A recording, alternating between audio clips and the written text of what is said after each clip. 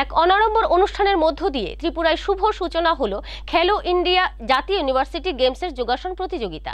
রবিবার আগরতলা NSRCC হলে এর আনুষ্ঠানিক উদ্বোধনী দিনে 13টি রাজ্যের প্রতিযোগীরা অংশগ্রহণ করেন। এক জমকালো অনুষ্ঠানের মধ্য দিয়ে আগরতলা NSRCC হলে খেলো ইন্ডিয়া জাতীয় বিশ্ববিদ্যালয়ের যোগাসন প্রতিযোগিতার আনুষ্ঠানিক উদ্বোধন করা হয়।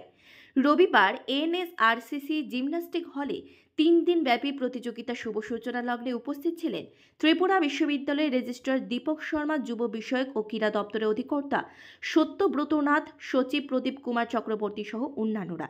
এই প্রতিযোগিতায় 13টি বিশ্ববিদ্যালয়ে 15টি দল অংশগ্রহণ করে। খেলো ইন্ডিয়া ইউনিভার্সিটি গেমসের 13টি প্রতিযোগিতা অনুষ্ঠিত হবে আসাম রাজ্যে। মণিপুর বাদ দিয়ে বাকি উত্তর পূর্বাঞ্চলের সবকটি রাজ্যে একটি করে ইভেন্ট অনুষ্ঠিত হচ্ছে, যারা আনুষ্ঠানিক উদ্বোধন করবেন প্রধানমন্ত্রী নরেন্দ্র দামোদর মোদীজি। এর মধ্যে যোগাসন প্রতিযোগিতাটির আজ সূচনা করা হয় ত্রিপুরা রাজ্যে। ইতিমধ্যে যোগাসন প্রতিযোগিতায় প্রতিবেশী ও প্রতিযোগিনী সহ সব মিলে 316 জন অংশগ্রহণ করেছেন। আমরা যে এখানে অনুষ্ঠিত করছি আজকে, এটা হচ্ছে যোগাসনা। তো যোগাসনার জন্য ত্রিপুরা রাজ্য চিহ্নিত হয়েছে এবং ত্রিপুরা রাজ্যে আজকে আমরা এখানে এটা চালু করা হলো গেমটা। এটার অফিসিয়ালি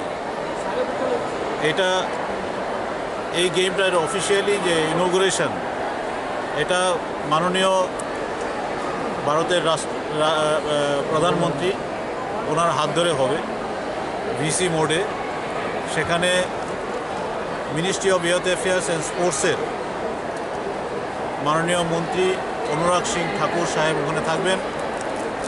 বিভিন্ন রাজ্যের অন্যান্য মন্ত্রীগণ থাকবেন সেখানে।